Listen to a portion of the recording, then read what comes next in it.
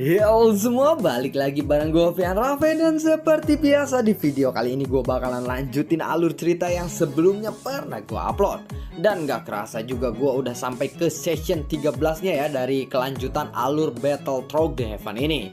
Dan tanpa banyak basa-basi lagi, yuk kita langsung check this out aja alur ceritanya.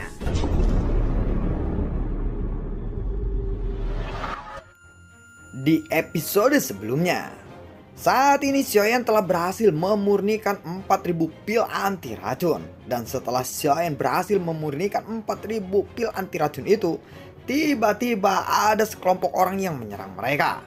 Melihat itu, Bailing pun lalu berkata, "Kuil Wanmo sudah tiba di sini," ucap dari Bailing. Kekuatan Donghu memang tidaklah lemah, tetapi jika dia benar-benar ingin bertarung, Xiaoyan sama sekali tidak akan takut akan hal itu. "Aku tidak menyangka kamu tidak segera pergi dari area ini," ucap dari Donghu. "Donghu?" jawab dari Bailing. "Yang mulia Bailing, tetaplah tinggal di sini. Bukanlah keputusan yang bijak," ucap dari Donghu. "Hah, kamu benar-benar berisik," ucap dari Xiaoyan. "Aku tidak tahu mengapa kamu bisa mempunyai keberanian seperti itu," jawab dari Donghu. "Kali ini apakah kamu ingin benar-benar bertarung sendirian atau berkelompok?" "Oh iya, lupakan saja. Paling-paling kamu akan melarikan diri seperti pertarungan kita sebelumnya, bukan?" ucap dari Xiaoyan. Ucapan Xiaoyan ini membuat Donghu sangatlah marah. "Pasukan-pasukan dari Kuil Wanmo, mari kita hancurkan pasukan aliansi dewa yang bodoh itu," ucap dari Donghu. Semua pasukan Kuil Wanmo memiliki niat membunuh di mata mereka. Tetapi pada saat ini mereka masih tidak berani untuk bergerak. Donghu pun terkejut sejenak saat melihat orang-orangnya tidak bergerak. Dia pun semakin marah. Lalu seseorang sosok cantik keluar dari kerumunan itu. Xiaoyan pun sangat terkejut ketika melihat sosok itu. "Dokter peri kecil," ucap dari Xiaoyan dengan berbisik sehingga tidak ada yang mendengar ucapan Xiaoyan ini. "Aku sama sekali tidak berniat untuk berperang. Aku datang ke sini hanya untuk sumber gas glasir 6 warna. Dan sepertinya karena ada kabut beracun, kalian tidak bisa masuk, bukan?" ucap dari dokter peri kecil. Xiaoyan masih bingung kenapa dokter peri kecil bisa muncul di tempat ini bersama orang-orang Kuil Wanmo. "Kita memang tidak bisa masuk. Memangnya kamu bisa masuk ke sana?" tanya dari Zie. Dokter peri kecil mendengar itu dia hanya tersenyum. Dia segera memberi isyarat dan memimpin timnya untuk siap berjalan ke dalam kabut itu. Dia lalu mengulurkan tangannya dan mengusap kabut beracun itu, dan merasakan kabut beracun itu dengan ujung jarinya.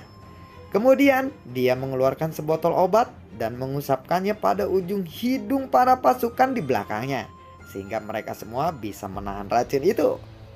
Kabut beracun ini cukuplah kuat, tetapi tidak sulit untuk menciptakan penawarnya.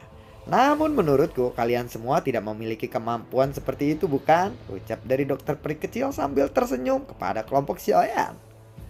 Setelah melihat dokter peri kecil dan pasukannya bersiap untuk pergi, ada seseorang yang berbicara kepadanya. "Racun di dalam kabut ini terdiri dari asam yang kuat.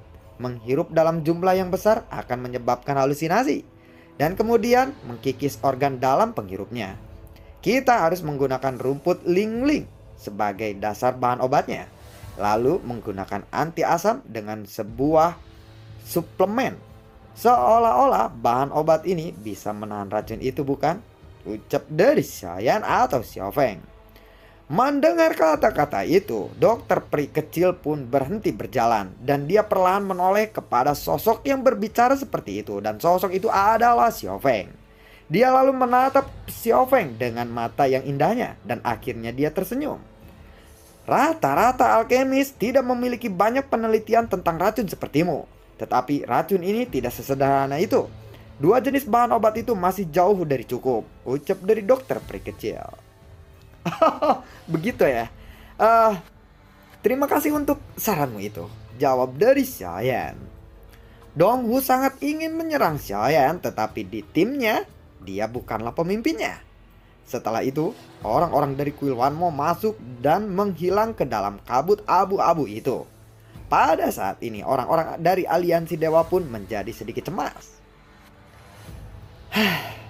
Aku lega, ternyata dia masih hidup dengan baik-baik saja. Gumam dari Xiaoyan sambil tersenyum. Apa yang kamu ragukan? Kita harus cepat mengejar mereka, ucap dari Zie. Pada saat ini dia kesal karena dia merasa kalah dari dokter peri kecil. Dan saat ini Xiaoyan pun kembali sadar dari lamunannya.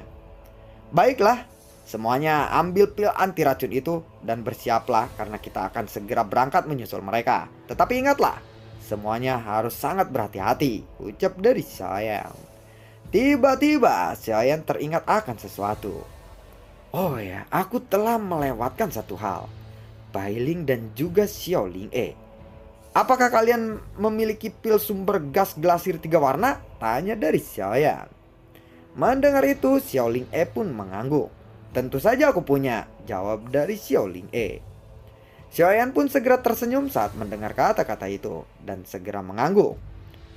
Baiklah, itu bagus. Kabarnya jika ingin memasuki tempat sumber gas glasir 6 warna ini, kita harus segera meminum pil sumber gas glasir 3 warna, ucap dari Xiaoyan. Aku sebelumnya sudah memiliki pil itu, tetapi telah direnggut oleh Donghu, jawab dari Bailing. Baiklah, tidak apa-apa. Jika Donghu yang mengambilnya, kita bisa merebutnya kembali setelah kita masuk ke sana, ucap dari Xiaoyan. Baiklah kalau begitu, ayo kita segera pergi. Jangan sampai kita didahului oleh kuil Wanmo, jawab dari Bailing. Kemudian mereka pun semuanya pergi memasuki area yang dipenuhi oleh kabut beracun itu. Dan setelah memasukinya, ada 2 tim kuil Wanmo dan aliansi dewa. Beberapa tim lainnya juga muncul satu demi satu di sekitaran mereka. Tetapi saat melihat kabut beracun itu, mereka semua ketakutan dan tidak berani memasuki area itu.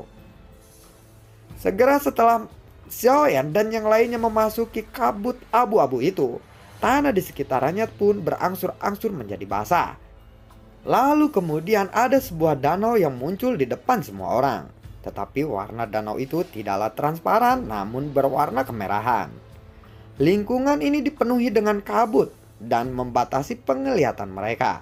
Tetapi ada beberapa sumber gas glasir berwarna di sekitarnya, dan warnanya sangatlah terang. Semua orang menyadarinya, dan ini cukup menakjubkan bahwa ada sumber gas glasir berwarna di tempat ini.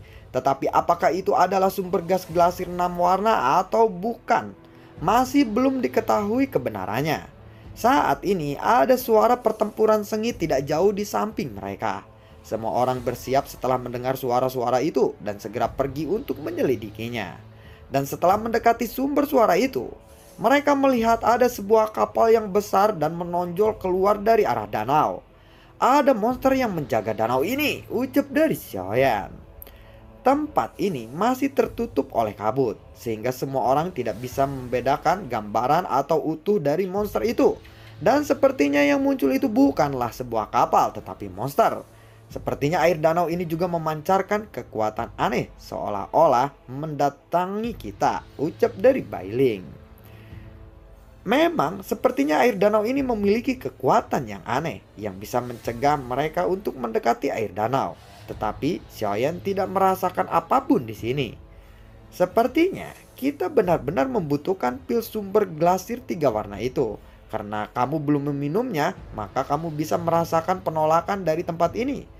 Tidak masalah, kita jangan mendekati danau ini terlebih dahulu, ucap dari Xiaoyan. Lalu Xiaoyan pun merenung sejenak. Ling Fenghua memang tidak menipunya. Lalu tiba-tiba pada saat ini ada suara yang terdengar dari ujung yang jauh. Binatang di danau itu sangatlah kuat, dan sepertinya kita perlu bekerja sama untuk menyelesaikannya. Suara itu terdengar dari seseorang pria yang berada di sebelah dokter peri kecil. Jelas pria ini adalah yang terkuat di tim dokter peri kecil. Lalu setelah itu, Xiaoyan pun melepaskan kekuatan jiwanya. Dan pandangannya yang tertutup oleh air danau itu langsung membuatnya terkejut.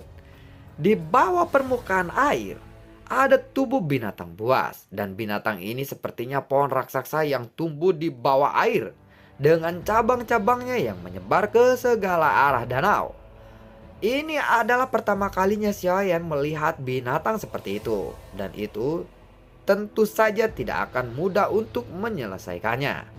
Dan jika kita tidak bisa menyelesaikan ini, tidak ada dari kita yang bisa mendapatkan sumber gas glasir 6 warna itu, ucap dari pria itu. Setelah berhasil mendapatkannya, lalu bagaimana caranya untuk mengambilnya? Tanya dari Xiaoyan.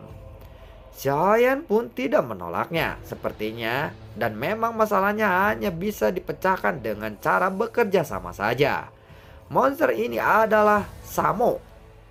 Dan Samo Tank ini telah tumbuh sehingga ribuan kaki atau bahkan 10.000 kaki di dalam danau itu. Bahkan Fighting God bintang 5 saja akan kesulitan untuk menghancurkannya. Jika ingin membunuhnya, kita harus menusuk dari jantungnya, ucap dari pria itu.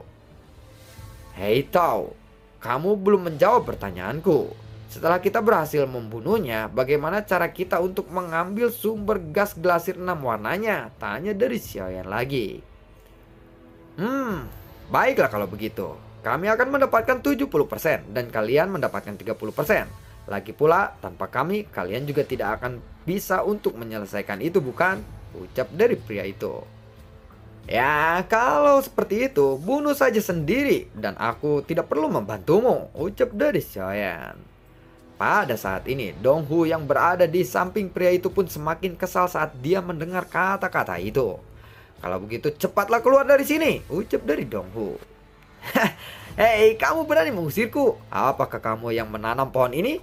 Jika bukan, aku akan berada dimanapun yang kamu inginkan, ucap dari Xiaoyan. Bagaimana kalau 60-40? Jawab dari pria itu. Tidak, 50-50, jawab dari Xiaoyan.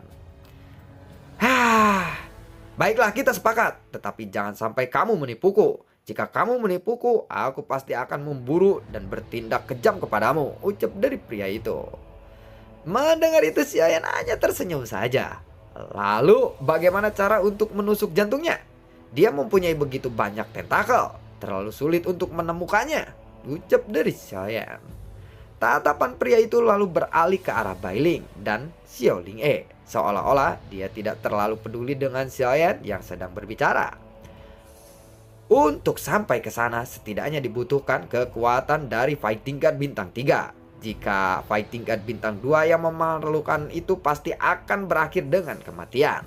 Lalu sekedar informasi saja, alasan mengapa monster ini merepotkan kabut beracun itu, selain membuat orang-orang tidak bisa mendekatinya, itu juga karena dia takut pada cahaya, ucap dari pria itu. Di mata pria itu, Xiaoyan bukanlah seseorang yang diperhitungkan kekuatannya. Bahkan nada bicaranya ini pun cenderung menghina Xiaoyan. Xiaoyan lalu mengangkat alisnya ketika mendengar kata-kata itu. Dia tidak pernah berpikir bahwa monster ini akan takut kepada cahaya. Jika demikian, bukankah seseorang Yao Bing akan langsung membunuhnya?